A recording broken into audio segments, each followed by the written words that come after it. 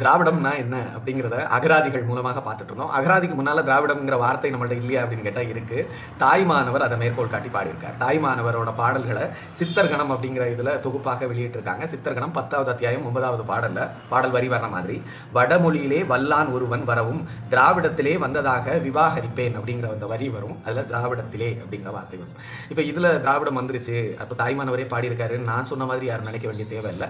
இதை மேற்கோள் காட்டி பாடுறது யார் பாடுறா அப்படின்னு கேட்டால் பாவேந்தர் பாரதிதாசன் சொல்றாரு. திராவிடம் தமிழ் இல்லைன்னு சொல்ற முட்டாள்களுக்கு பாவேந்தர் காட்டுற வரி எப்படின்னா, தாயுமானவர் திராவிடத்தை தமிழ் தான் பாடியிருக்காரு, அவர் என்ன வேற மொழியா பாடினாரு அப்படின்னு சொல்லிட்டு பாவேந்தர் பாரதிதாசன் பாடின ஒரு பாடல் குறிப்பில் இருந்து யார் எடுத்து காட்டுறாருன்னா, திராவிட மொழி ஞாயிறு தேவநேய பாவாணர் ஆக பெரும் தமிழறிஞர் அவரோட தமிழ் இலக்கிய வரலாறு அப்படிங்கிற புத்தகத்துல பக்கம் 296 இந்த பாடலை பாரதிதாசன் மேற்கோள் காட்டி திராவிடத்தை தமிழ் தான் சொல்றாருன்னு சொல்லி எழுதுறாரு.